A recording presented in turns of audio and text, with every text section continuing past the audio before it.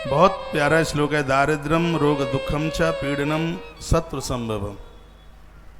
दरिद्रता, रोग, हर प्रकार का दुख, पाप लिखा है। पापम रूपम पापम चतुर्विधम तापन बन्नाच्यते शिवम। भगवान शंकर की कृपा से जघन्य अपराध समाप्त हो जाते हैं।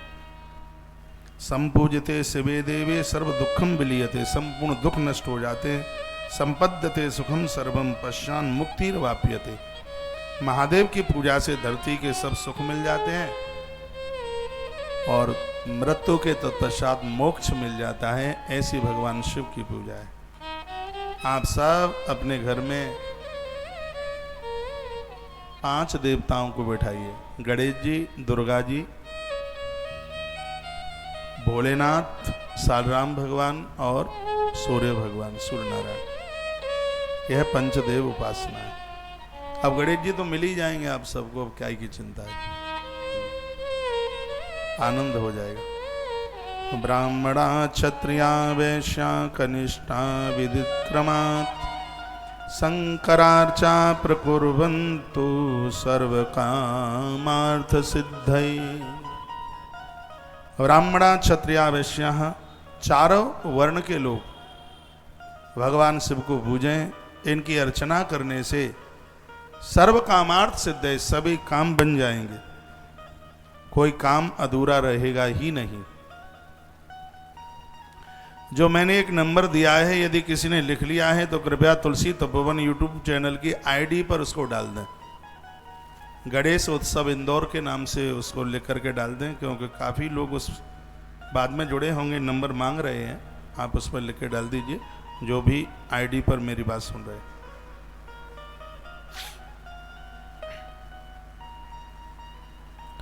प्रातः काले समुत्थाय मुहूर्ते ब्रह्म संग के गुरुस्य स्मरणम कृत्वा संभूष्य तथा पुनः। भगवान शंकर पूरा नियम बनाते हैं। प्रातःकाल उठिए, ब्रह्म मुहूर्त में उठिए। कोई भी अनुष्ठान सुबह जल्दी नहीं उठेंगे तो वह पूरा नहीं माना जाएगा। एकादशी खंडित मानी जाएगी यदि 8 बजे तक सोते हैं तो। सूर्य उदित होने से पहले ग्यारस करने वाले लोग, सोमवार करने वाले, कोई भी व्रत करते हैं, स्नान सूर्य उदित होने से पहले ही हो जाए। लिखा है ना, प्रातः काले समुत्थाय मुहूर्तम ब्रह्म संग के। कोई भी आप अनुष्ठान पूरा करते हैं तो ब्रह्म मुहूर्त में जागिए। गुरुस्य स्मरणम, गुरुजनों का स्मरण करें, संतों का स्मरण करें, देवताओं का स्मरण करें। कृत्वा संभव शैव तथा पुनः। फिर भगवान की पूजा में लग जाए। घर में यदि तीर्थों का जल है तो बाल्टी में तीर्थों का जल डालिए। गंगा, यमुना, नर्मदा माता, छपरा, जो भी नदी का जो जल है, इससे जल का दोष समाप्त हो जाता है। तीर्थों का स्मरण कीजिए। तीर्थानाम स्मरणम कृत्वा। तीर्थों का स्मरण करने से लोगों को तीर्थ में बैठकर पूजा का फल घर में ही मिल जाता है। और जो तीर्थ में ही बैठ करके पूजा कर रहे हैं तो उनके तो फल को बोला ही नहीं जा सकता जिज्ञासा से। शिव पुराण में इतनी सृष्टि खंड में बड़ी सुंदर बात। अब मैं सृष्टि खंड में पहुंच गया। रुद्राक्ष महात्म्य पूरा होते ही विद्येश्वरी संहिता पूरी हो गई। अब हम रुद्र संहिता में प्रवेश कर चुके हैं और रुद्र संहिता में सबसे पहला है सृष्टि खंड। कितनी सुंदर बात कही है। तीर्थानाम स्मरणम कृत्वा ध्याननम चैव हरेरपि। तीर्थों का ध्यान करने से पूजा में, घर में भी पूजा कर रहे हो तो तीर्थ का फल प्राप्त हो जाता है। और जब कहीं तीर्थ में बैठ करके आप भजन पूजा पाठ कर रहे हैं तो महाराज उसकी तो महिमा के लिए शब्द नहीं है। मुझे तो ऐसा लगता है कि वो तो साक्षात शिवलोक और विष्णु लोक के बराबर उसका फल हो। भोर में थोड़ी आदत डालिए जल्दी से जागने की। बच्चों को भी बोलिए, बहुओं को भी बोलिए, बेटियों को भी बोलिए। स्वस्थ जीवन होगा, आनंदित मग्न जीवन होगा। भोर में जल्दी जागा और यह करें।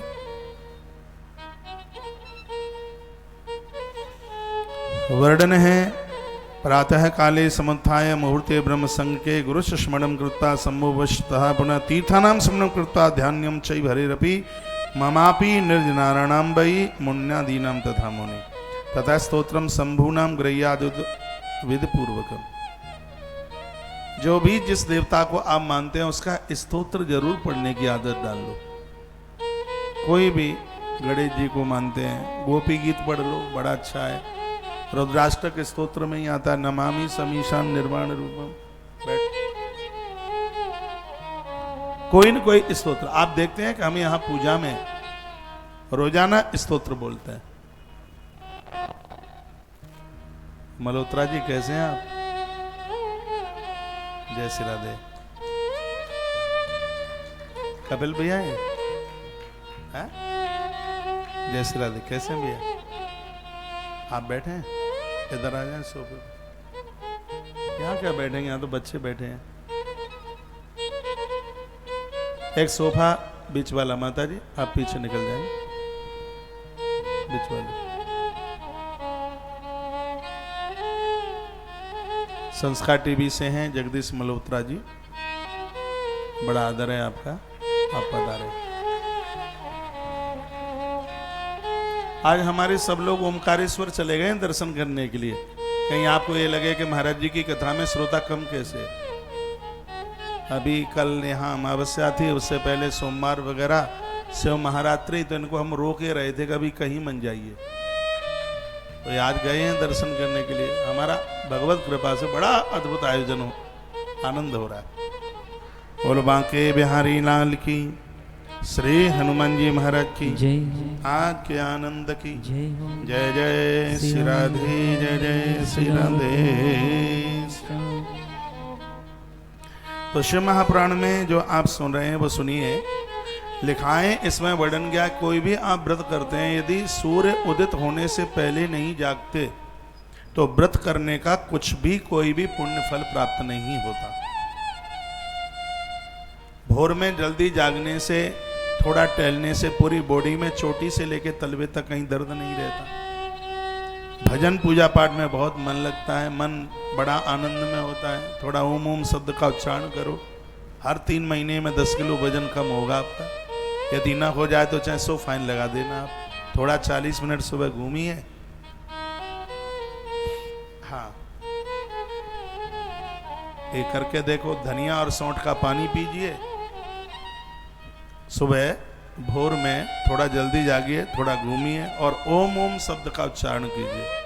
इतना वाइब्रेशन होता है जिससे चमड़ी गल के बाहर निकलती है, वजन नहीं बढ़ता।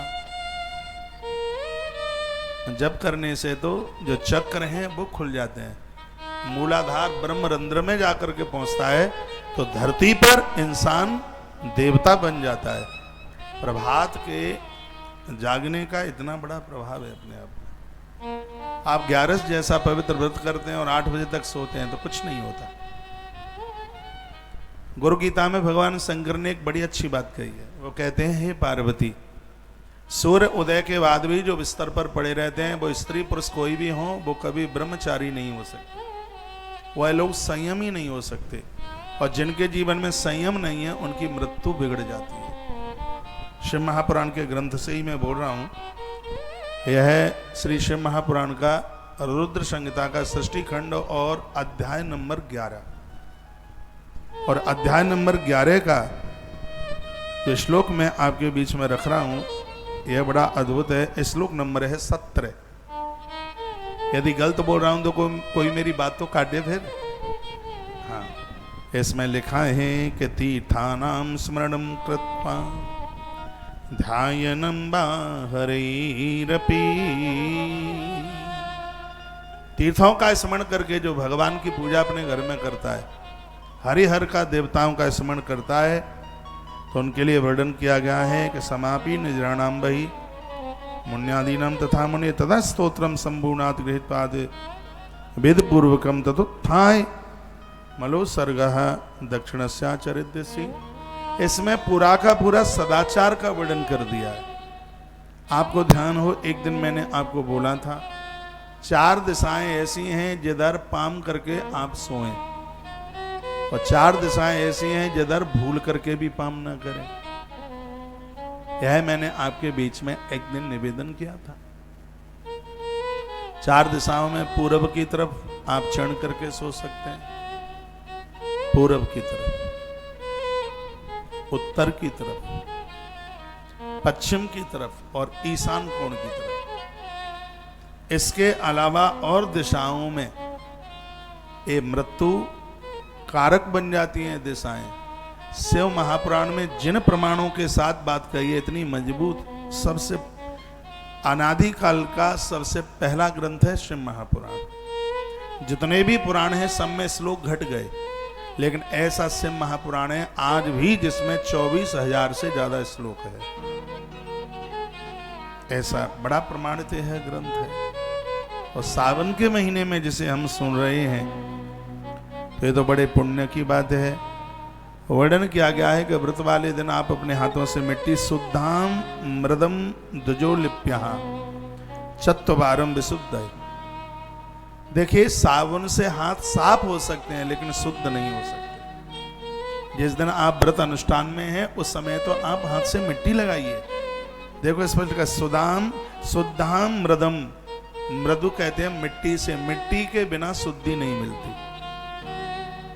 आप सोमवार करते हैं, मंगलवार करते हैं, ग्यारस करते हैं, तो ऐसा नहीं कि वाष्पेशन रुक जाएगा मिट्टी के वजह से, तो ऐसी कुछ व्यवस्था रखिए इन दिनों में आप हाथ में मिट्टी लगा सकें, क्योंकि मिट्टी के बिना शुद्धि नहीं मिलती। दुजाम लिप्याप चतवारम वर्णन किया गया क्षत्रिय सबके लिए, ब्राह्मण के लिए 5 बार हाथ में मिट्टी लगाने के लिए कहा। क्षत्रिय चतुर्वारम, क्षत्रिय के लिए 4 बार हाथ में मिट्टी लगाए। वैश्यो 12 त्रियम, वैश्य के लिए 3 बार, कंष्ट के लिए 2 बार,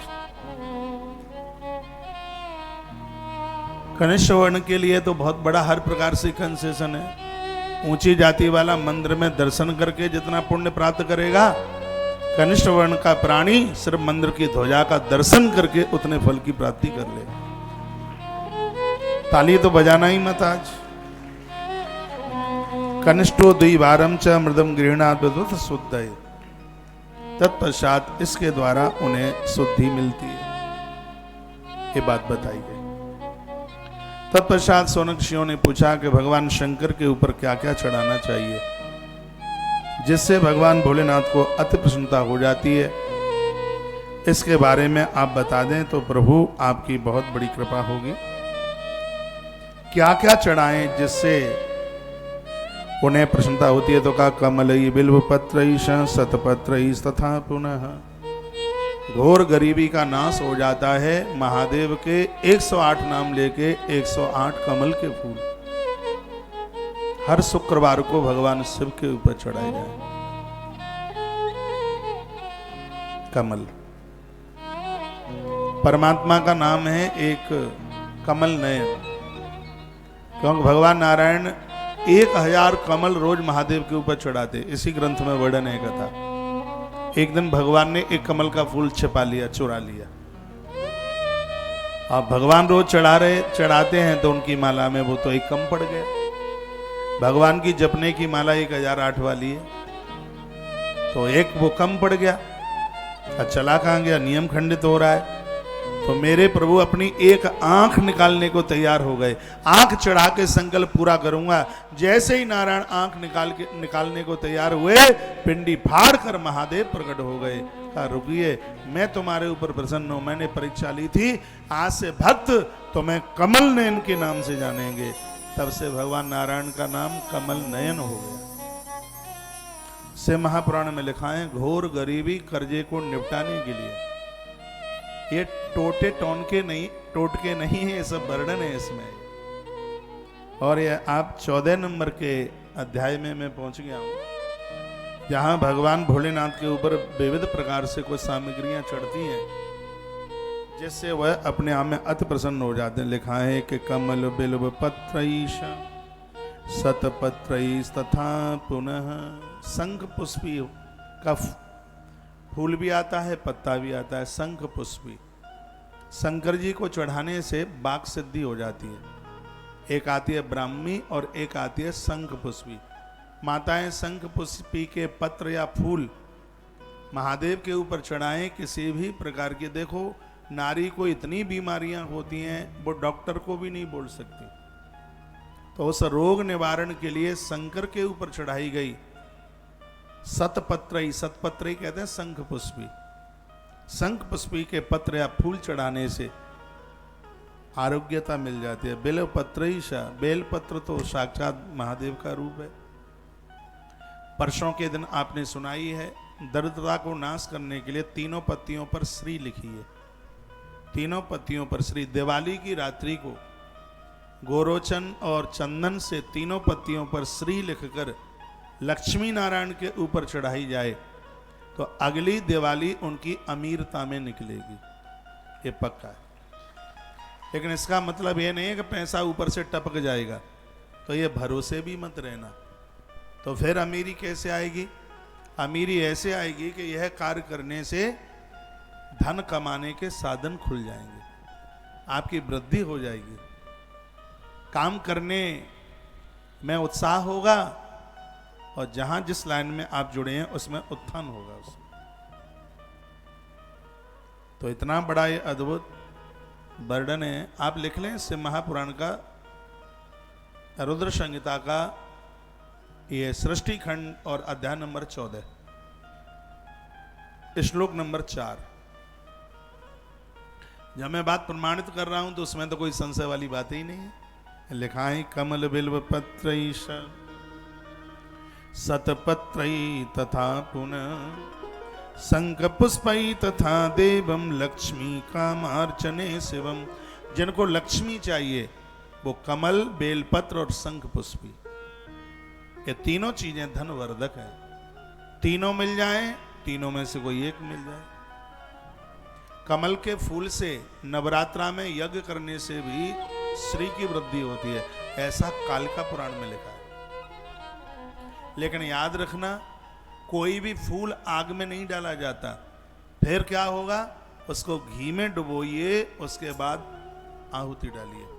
यदि सीधा फूल अग्नि में डाल दिया तो माता लक्ष्मी रुष्ट हो जाएगी, क्योंकि पुष्प में मां लक्ष्मी का वास है। जब अग्नि में फूल डालते हैं, बहुत लोग पुष्पांजलि के समय पर पूरा मुट्ठा का मुट्ठा भर के फूल अग्नि में झोंक देते हैं, ये जघन्य अपराध है। जहां पर कुंड की योनि बनी है पुष्पांजलि वहां छोड़ी जाती है, आग में नहीं डाला जाता पुष्पांजलि का फूल। हाँ, आपने घी में डुबो करके सुरवा के ऊपर रख करके फिर आपने फूल की आहुति डाली है, वो श्री वर्धक है। तो यहां बड़ा सुंदर वर्णन किया है। सूत सौनक ऋषियों को कहते हैं, भगवान महादेव नंदी को सुना रहे हैं और कहते हैं जैसे धन की आवश्यकता है, जिसके पास ऋण है, कर्जा बहुत बड़ा है, ऐसे लोग भगवान महादेव की पिंडी के ऊपर कमल का फूल या शंख पुष्पी या बेलपत्र, ये तीनों के तीनों ऋण मुक्त कर देते हैं, गरीबी नहीं रहने देते। और बेलपत्र का तो महात्म्य आप सुन ही चुके हैं, वर्णन उसमें किया गया है, कोट कन्या महादानम एक बिल्व से बार पड़म। जो अब इसका मतलब ये तो है नहीं कि एक दिन आपने बेलपत्र चढ़ा दिया, इसका मतलब है कि जब तक व्यक्ति जिंदा रहा तब तक वह भगवान शंकर की पिंडी के ऊपर बेलपत्र चढ़ाता रहा, तो उसको अपने जीवन में 1 करोड़ बेटियों का कन्यादान करने का फल प्राप्त हो जाता है। जीवन में कोई न कोई नियम तो होना चाहिए, कोई न कोई नियम ले लिए। प्रातः जागेंगे तो धरती माता को वंदन करके प्रणाम करके जागेंगे। नियम ले लीजिए, प्रातः स्नान के बाद गंगा जल लेंगे। नियम ले लीजिए, हनुमान चालीसा पढ़, अरे कुछ तो नियम ले लें। राम जी से भी पहले भरतलाल जी का वंदन है, पूजन है। गोस्वामी जी ने रामायण में भरत को पहले पूजा, क्यों? क्योंकि भरत के जीवन में नियम है, नियम है। क्या है? प्रणवहु प्रथम भरत के चरण, प्रभु प्रथम भरत के चरण, प्रणवहु प्रथम भरत के चरण, जासो नेम व्रत जाइन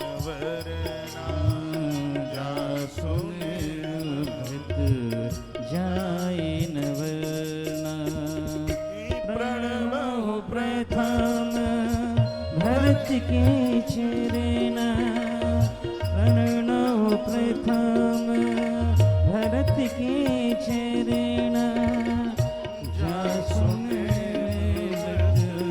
जाए न वरना प्रणव प्रथम भरत के चरण जा सुने जाए न वरना। तो तीनों बातों याद में रखिएगा, कोई न कोई नियम आप लें।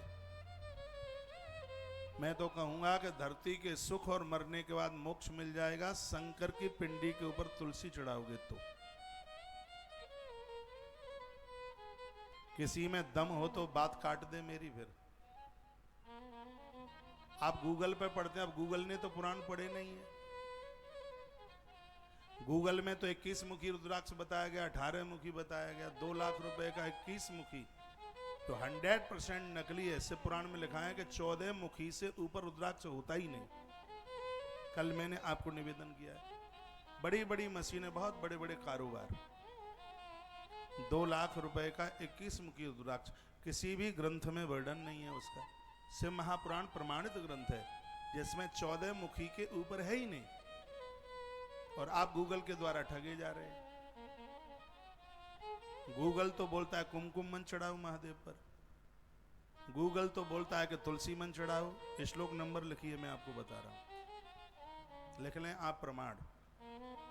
श्री शिव महापुराण रुद्र संहिता, उसका सृष्टि खंड और अध्याय नंबर 14 और श्लोक नंबर 28, इसमें भगवान शंकर स्वयं अनुमति दे रहे हैं तुलसी चढ़ाने के लिए।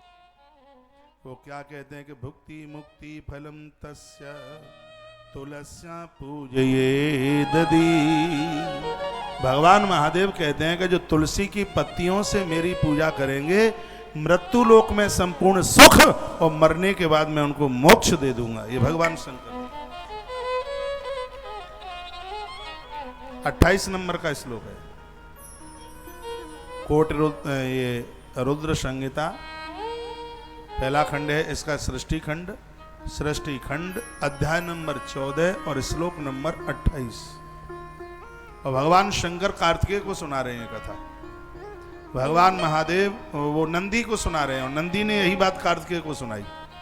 तो भगवान शंकर नंदी को कहते हैं, हे नंदी, भुक्ति मुक्ति फलम तस्या तुलस्या पूजिये दधी।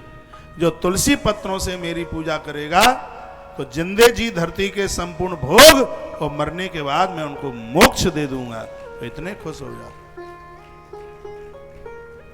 प्रदोष वाले दिन आपने महादेव पर मंजरी चढ़ा दी, मंजरी। यह समझ लीजिए कि धरती की जितनी सामग्रियों से शंकर प्रसन्न होते हैं चढ़ाने पर, तो सिर्फ मंजरी चढ़ाने से महादेव को प्रसन्नता मिल जाती है।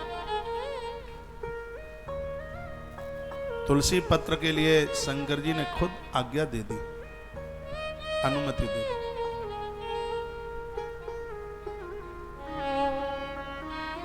और देखो ये बात मैंने यहां से कह दी, और बात तब कह दी है छाती ठोक करके जब बात में असलियत है, नकलीपन नहीं। देखिए हम लोगों के ऊपर आपने विश्वास किया है, और हम लोग ऐसा कुछ कहें जिसमें आप कंफ्यूज हों, तो इससे हमारे धर्म की एक कमजोरी ठहरती है उसको। कोई कुछ बोल रहा है, कुछ बोल रहा है, लोग कंफ्यूज हो रहे हैं, बात समझ में ही नहीं आ रही है, क्या करें। वो ये कहते हैं, वो ये कहते हैं, वो ये कहते हैं।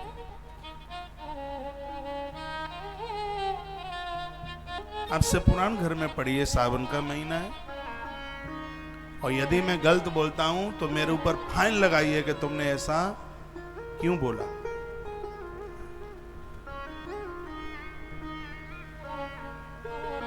मेरी व्यासपीठ वही बात करेगी जो प्रमाणित है। भगवान की कृपा से 100 से ज्यादा ग्रंथों की तो मैंने कथा 27 महीने में की है, एक भी दिन को कथा एब्सेंट नहीं हुई। हर रोज कथा मैं लगभग 7-8 मई 2020 से एक भी दिन ऐसा नहीं रहा जिस दिन मैं आपसे ओझल रहा हूं। रोजाना जुड़ाव रहा है। जितने पुराण थे, उपपुराण थे, स्मृतियां थी, और वेद भी आपके बीच में रखा। दुनिया भर के रामायण की कथाएं, महाभारत, क्या रहा? मुझे किसी भी ग्रंथ में ये लिखा नहीं मिला कि भगवान शंकर को रोली नहीं चढ़ाई जाती। मिला नहीं मुझे कहीं लिखा। हाँ, सूखी रोली तांत्रिक लोग चढ़ाते हैं। रोली में आप जल डालिए, उसको अनामिका उंगली से घोलिए, फिर आप भगवान को लगाइए।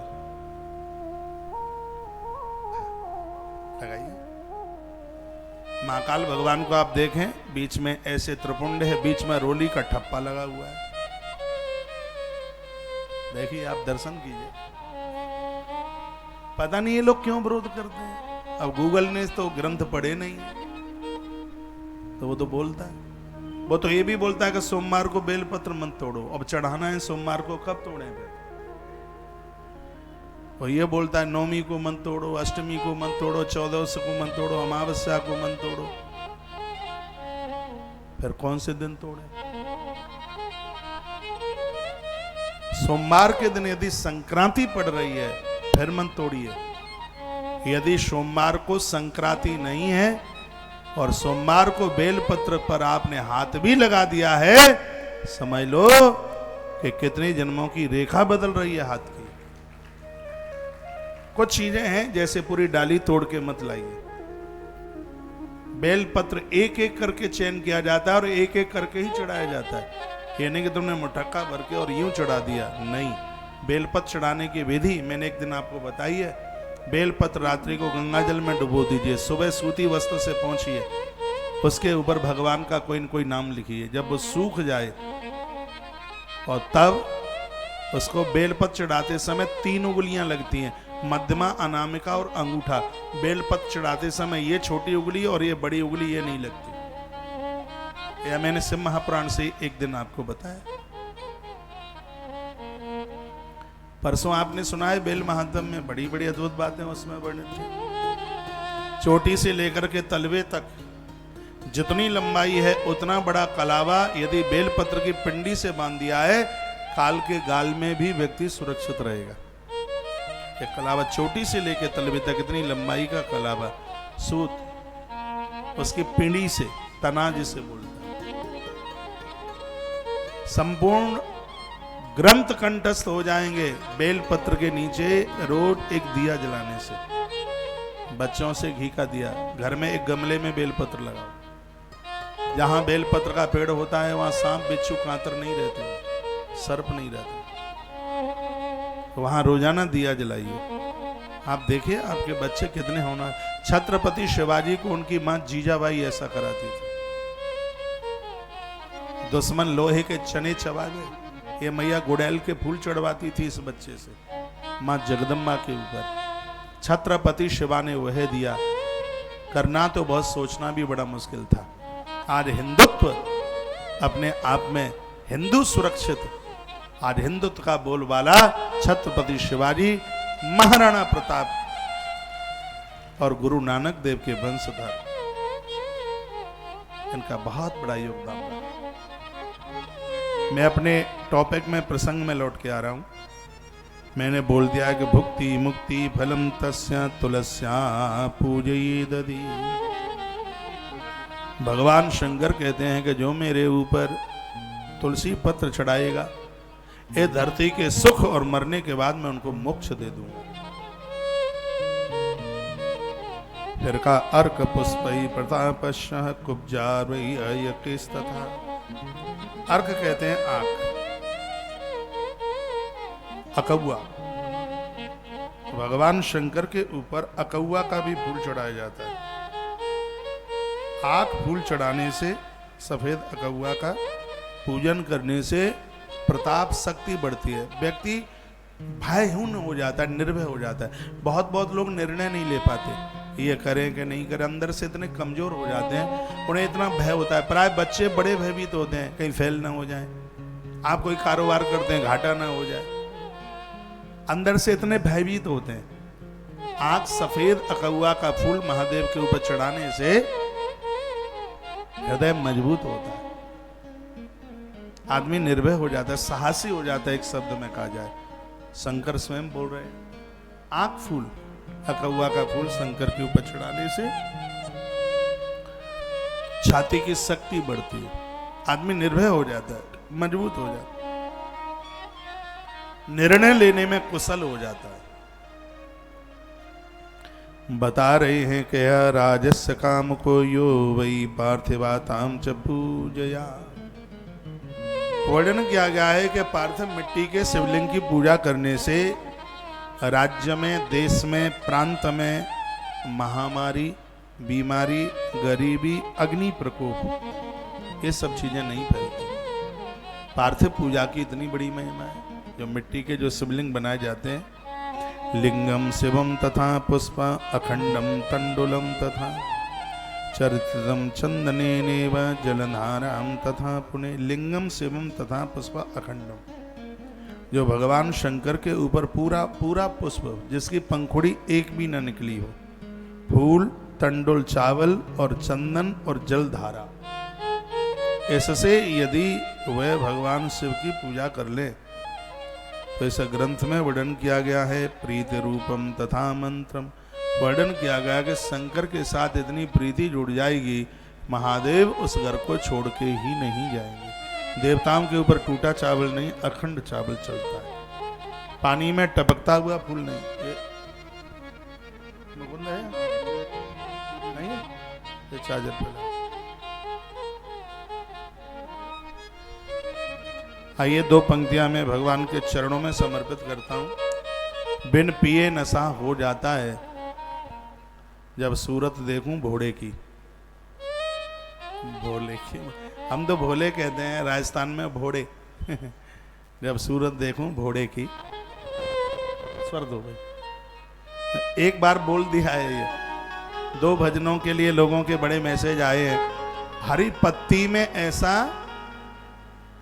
क्या गुण है जिससे मेरा भोला मगन है। एक इस भजन के लिए और एक बिन पिए नशा हो जाता है, जब सूरत देखूं भोले की। स्वर्ग में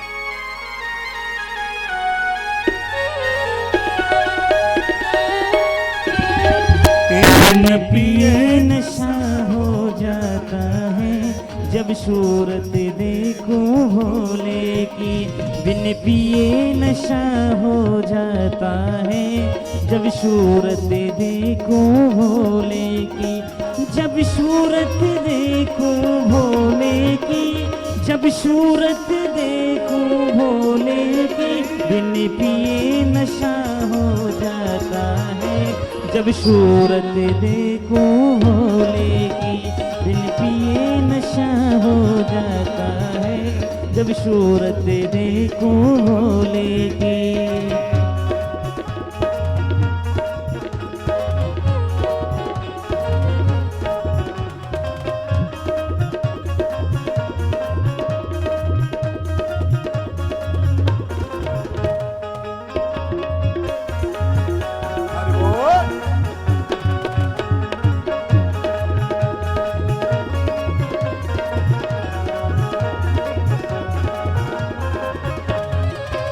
उसके शीशे पे चंदा विराजे रहा, उसके शीशे पे चंदा विराजे रहा, उसके शीशे पे चंदा विराजे रहा, उसके शीशे पे चंदा विराजे रहा। चंदा की चांदनी को जाओ, जब सूरत देखो भोले की। चंदा की चांदनी को जाओ, जब सूरत देखो भोले की। बिन पिए नशा हो जाता है, जब सूरत देखो भोले की।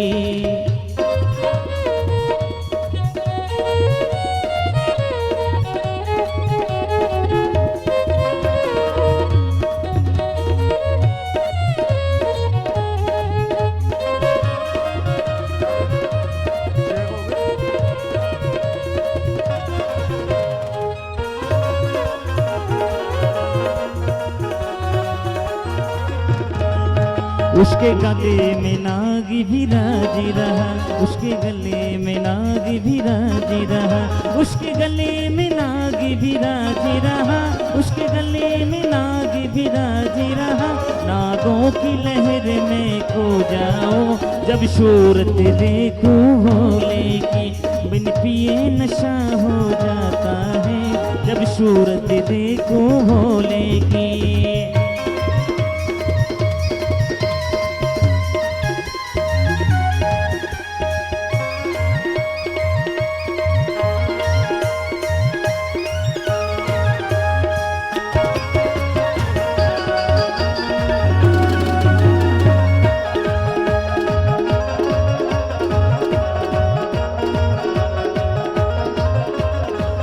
उसके हाथ में डमरू विराज रहा, उसके हाथ में डमरू विराज रहा, उसके हाथ में डमरू विराज रहा, उसके हाथ में डमरू विराज रहा, उसके हाथ में डमरू विराज रहा। डमरू की ताल में खो जाओ जब सूरत देखो भोले की, डमरू की ताल में खो जाओ जब सूरत देखो भोले की। बिन पिए नशा हो जाता है जब सूरत देखो भोले की।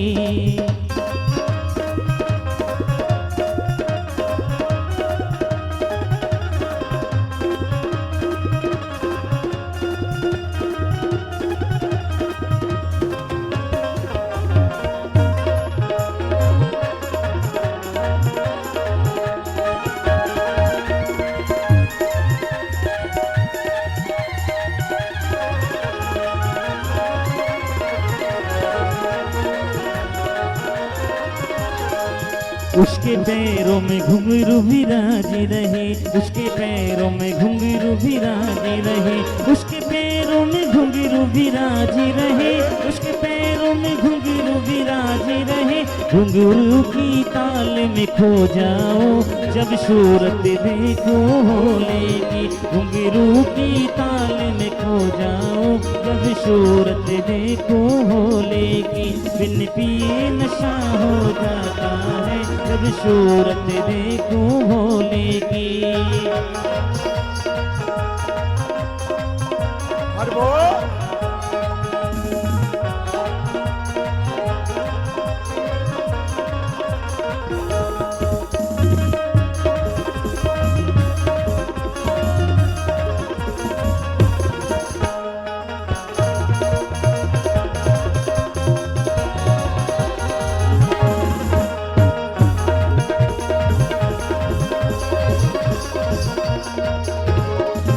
जब सूरत देखूं भोले की, जब सूरत देखूं भोले की, बिन पिए नशा हो जाता है जब सूरत देखूं भोले की, बिन पिए नशा हो जाता है जब सूरत देखूं भोले की, बिन पिए नशा हो जाता है जब सूरत देखूं भोले की, बिन पिए नशा हो जाता है जब सूरत देखूं भोले की। महादेव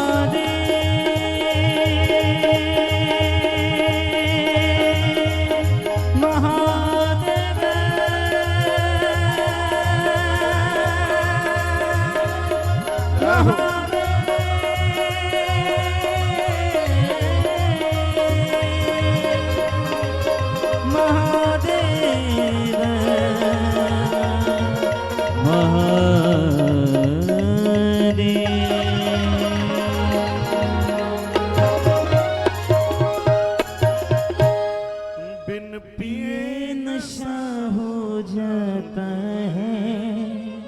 जब सूरत देखूं भोले की, बिन पिए नशा हो जाता है जब सूरत देखूं भोले की, जब सूरत देखूं भोले की, जब सूरत देखूं भोले की, बिन पिए नशा हो जाता है जब सूरत देखूं भोले की। बोलिए भक्त वत्सल भगवान की जय। बांके बिहारी लाल की जय जय श्री राधे श्याम। कुछ बातें लिखने के लायक हैं। धूपम दीपम च नैवेद्य अर्घम चारांतिकम तथा प्रदक्षिणाम नमस्कारम क्षमः पन विसर्जित। मिट्टी के शिवलिंग बनाए जाते हैं, उनकी पूजा, उनकी आरती, उनकी परिक्रमा और उनका विसर्जन बहुत ज़्यादा जरूरी है।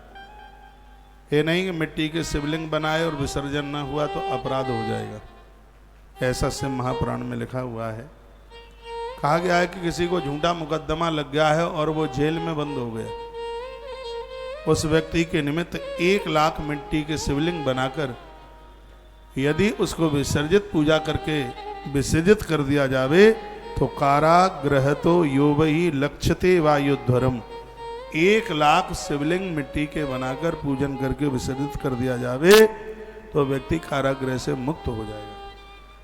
झूठा केस लगाए जीत जाएगा, ऐसा शिव पुराण में लिखा है। सृष्टि खंड के 14वें अध्याय का 15 नंबर का श्लोक है। कारागृहे गतो यो वही लक्ष्य वार्क्षतोध्वरम। लक्ष्य लाख को कहते हैं। 1 लाख मिट्टी के शिवलिंग बनाई जाए, कारागृह से मुक्ति मिल जाएगी। फिर लिखा है रोग ग्रस्तो यदाश्वास्त ही तदत्ताना यश शिवम। जिसको बीमारी ने घेर लिया है, जो पुरुष रोग से बहुत ज्यादा पीड़ित है, वह 50,000 मिट्टी के शिवलिंग बनाकर बीमारी से मुक्त हो सकता है। मिट्टी के 50,000 शिवलिंग। इसमें बड़ा अद्भुत वर्णन किया है, जो कि मैंने पूर्व में भी बोला है। जो ब्राह्मण वर्ण का आदमी है, सफेद मिट्टी, श्वेत मिट्टी नहीं मिलती है तो उसमें थोड़ा आटा डाल ले, सफेद आटा डाल ले उसमें, उसको थोड़ा श्वेत कर ले, और सफेदी डाल ले उसमें थोड़ी सी, उसको रंग श्वेत कर दे। क्षत्रिय उसके लिए लाल मिट्टी, वैश्य उसके लिए पीली मिट्टी। खूब मिलती है पीली मिट्टी, लाल भी मिलती है, सफेद भी मिलती है, हमने देखी है, बुड़बुड़ी सी होती है थोड़ी। और कनिष्ठ के लिए काली मिट्टी। और सब चीजों में सफलता मिल जाए तो चारों तरह की मिट्टी बना करके फिर उससे पार्थिव पूजा की जाए। पार्थिव पूजा के लिए किसी पोखर सरोवर में से पहले मिट्टी ली जाती है, फिर उसको सुखाया जाता है, फिर उसको बारीकी से कूटा जाता है जिसमें गुठली ना रहे बिल्कुल भी। इसको गौ माता का कच्चा दूध, गंगाजल, गन्ने का रस डालकर फिर उसको राख में लिपेट करके तब उससे शिवलिंग का निर्माण होता है। ये नहीं है चाहे जहां की माटी जैसे ले ले, ऐसा नहीं है। इसका ये नियम है। यदि इस नियम विधि के साथ पार्थिव पूजा की जावे। मध्य प्रदेश में एक बड़े संत हुए हैं श्री दद्दा जी, जो कि आजकल नहीं है। वो लिखते थे सदगृहस्थ संत दद्दा जी। शायद इस देश में एक पार्थिव पूजा की लहर जन जन तक पहुंचाने में श्री दद्दा जी का प्रथमो नाम आता है। मानेंगे आप इस बात को? नाम सुना है? पंडित देव प्रभाकर दद्दा जी।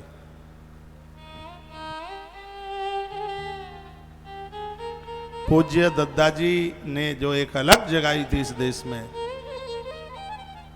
शिवलिंग निर्माण के लिए, घर घर में उन्होंने ये बात पहुंचा दी थी कि पार्थिव शिव पूजा का कितना बड़ा महत्व है। लोग अपने घर घर में तबेलों में रख रख करके सावन मास में शिवलिंग बनाते। आज वो शरीर से नहीं है, लेकिन उनका ये विचार जिंदा है, उनके किए गए काम जिंदे हैं।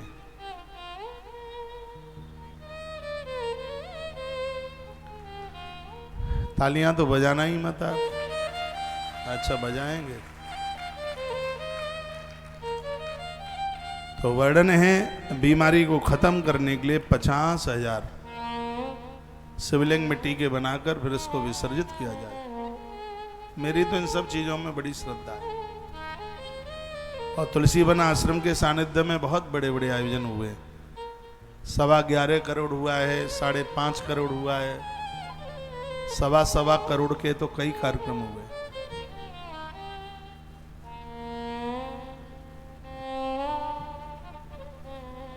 भगवान ने कृपा करी तो रामेश्वरम में ये सौभाग्य मिलेगा। सीता माई ने जिस बालू से मिट्टी का शिवलिंग बना के पूजन किया, सागर की उसी बालू से ये सौभाग्य मिलेगा आने वाले टाइम में।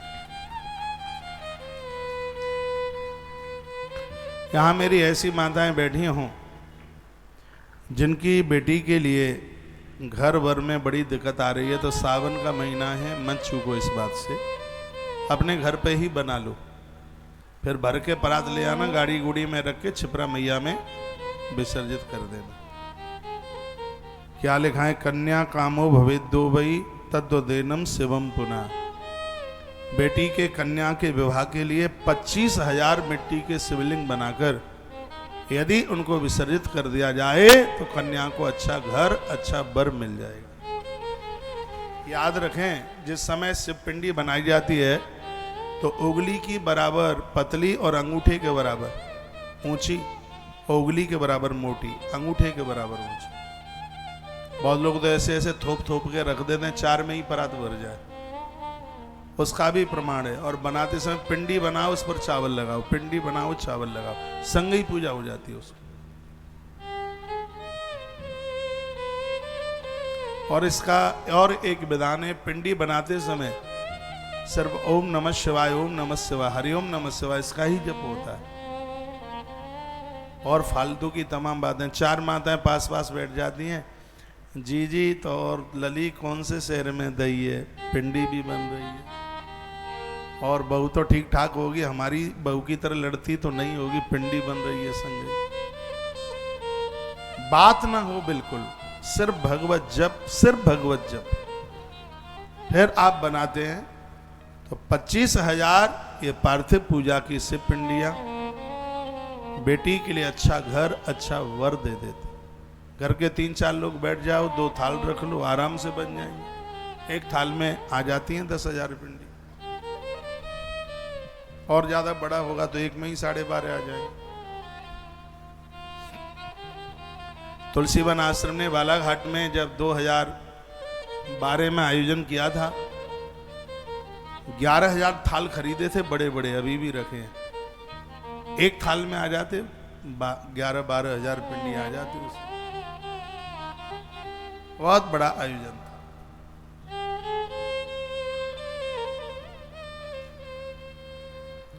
तो ये आपने लिख लिया, बेटियों के लिए कन्या के घर और वर के लिए 25,000 एक दिन में नहीं बना पाते हैं तो पूरे सावन के महीने में बना लीजिए, 25,000 बना ले। और बेटी खुद बना दे तो फिर तो आनंद ही है। पूरा महीना में कन्या खुद बना ले, अपने हाथ से पूजन कर ले, फिर नदी में प्रवाहित कर दे, अच्छा घर, अच्छा वर प्राप्त होगा। एक घुसमेश्वर नाथ की कथा आप सुनेंगे ज्योतिर्लिंग में। घुसमा का बच्चा बहन ने मार डाला था, लेकिन वो पार्थिव पूजा करती थी, इससे उसे अच्छा पति मिला। और भोलेनाथ ने जिस बच्चे के मौसी ने टुकड़े टुकड़े कर दिए थे, मरे मराए बच्चे को शंकर ने द्वारा से जिंदा कर दिया। ये पार्थिव पूजा का प्रभाव था। महाराष्ट्र में घुसमेश्वर है, औरंगाबाद के पास, उनकी कथा से पुराण में। तो पार्थिव पूजा से महादेव बड़े प्रसन्न होते हैं। हम आपसे नर्मदेश्वर भगवान की पूजा इसलिए कराते हैं, मिट्टी के संभव नहीं हो पा रहे हैं तो मिट्टी का शिवलिंग ही आज नर्मदेश्वर भगवान के रूप में प्रकट है। दूसरे शब्दों में इसको वाण लिंग कहते हैं। वाणासुर ने मिट्टी के करोड़ों शिवलिंग बनाए, शंकर प्रसन्न हुए, का वरदान मांगो। बाणासुर ने कहा आने वाले समय में कोई मिट्टी के शिवलिंग ना बना पाए तो मैंने जो मिट्टी के शिवलिंग बनाए हैं वो सब के सब पत्थर के हो जाएं। शंकर जी ने कहा नर्मदा की गोक में सगरे पत्थर के होंगे, लोग उसको नर्मदेश्वर के नाम से जानेंगे। वही मिट्टी के शिवलिंग नर्मदेश्वर बाणासुर ने बनाए थे, इसलिए इसको बाण लिंग के नाम से भी जाना जाता है। नर्मदेश्वर भगवान की बहुत बड़ी महिमा है अपने आप में, जितनी वर्णित की जाए उतनी कम है।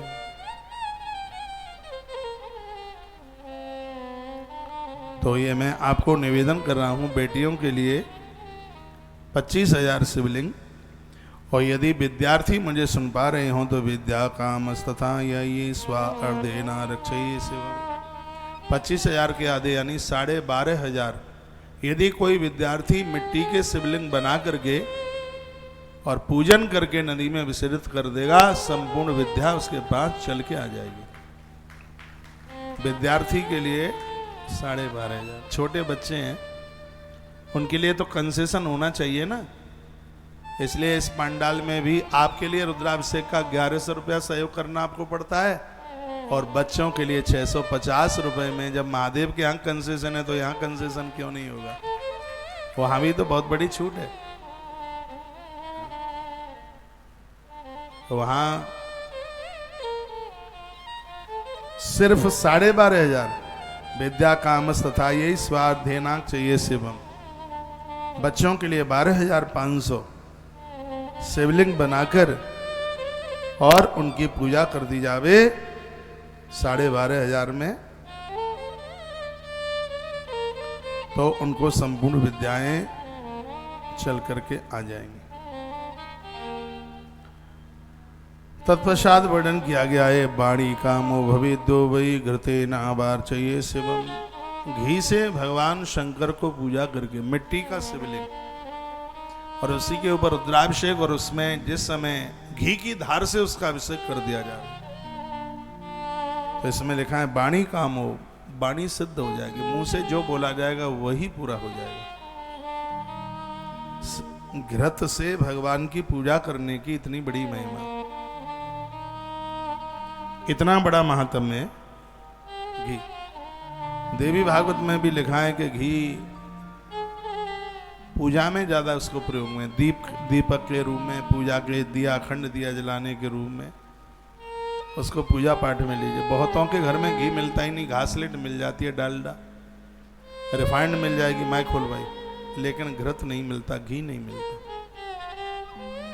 घी में आपकी रुचि ही नहीं है ऐसी। आपको पता है जिस घर में सरसों का तेल रहता है शनि महाराज उसके घर में रोगों को नहीं घुसने देते, मालूम है? मैंने कभी बोला होगा। घर में घृत रहता है वहां संपूर्ण देवता प्रसन्न रहते हैं। घर में तो बाती डुबोने के लिए भी घी नहीं मिलता है। घर में खाने पीने के नाम पर नंबरी कंजूस बन गए आप, उल्टा पुल्टा खाते हैं और उल्टी ऊट पटांग चीजें मिल जाएंगी, घी नहीं मिलेगा। पापड़ मिल जाएंगे 36 तरह के, नमकीन मिल जाएगी 500 तरह की और सब चीजें, बिस्किट मिल जाएंगे पता नहीं कौन कौन से तरह के, चाउमीन मिल जाएगी, पिज्जा मिल जाएगा, पिज्जा पिज्जा, लेकिन दूध की ये नहीं मिलता। भाई क्यों नहीं मिलता? इसको बढ़ाइए घर में। और भी बड़ी अद्भुत बातें कहेंगे। ये तस् लक्ष्य संख्यांके पूजिताया या शिवम पापहानिस तथा विप्रह लक्ष्मी शानान संशया। जो महादेव के ऊपर 1,00,000 बेलपत्र चढ़ा देता है, लक्ष्मी उस व्यक्ति से कभी दूर नहीं जाती। तो सगरे घर के मिलके चढ़ा दो 1,00,000 बेलपत्र, कौन सी बड़ी बात है? से पुराण में शंकर जी कहते हैं जो मेरे ऊपर 1,00,000 बेलपत्र चढ़ा देता है, संपत्ति से मैं उसको दूर नहीं होने देता। ये बात लिख लो, मुझे मलूक लग रही है। आपका पैसा बढ़ेगा तभी तो ये सब गौशालाएं और रसोईशालाएं ये सब तभी तो चलेगी। हाँ, 1,00,000 बेलपत्र सबके ऊपर, घर के सब लोग मिलके एक रात पहले, एक दिन पहले उस पर सब पे लिख दो भगवान का नाम। श्री लिख दो, राम लिख दो, हरि लिख दो, कृष्ण लिख दो, ओम लिख दो। अपना नाम मत लिख देना, कहीं आप मुन्नी और चमेली लिख दें उसके ऊपर। हाँ। कोई दीदी थी उसका नाम था चंपा। हमने कहा चंपा कौन सा भगवान है? ये काय के लिए लिख दिया कि हमारा ही नाम चंपा है। हमने भोलेनाथ को कह दिया कि चलो हमने चढ़ा दिया अपने आप को तुम्हारे ऊपर। मैंने कहा पतुआ चढ़ाने से क्या हो जाएगा? अभी पक्की तो तुम अपने पति की और बच्चों की बनी बैठी हो। हाँ, खाली पत्ता चढ़ाने से काम थोड़ी चल जाएगा। फिर कहा हमारा नाम है चंपा, तो हमने अपने आप को ही महादेव के ऊपर चढ़ा दिया। तो चमेली और मुन्नी मत लिखिए उसमें, उस पर भगवान का नाम लिख करके और फिर प्रभु को चढ़ा दीजिए, भगवान अतिशय राजी हो जाएंगे, बहुत खुश हो जाएंगे।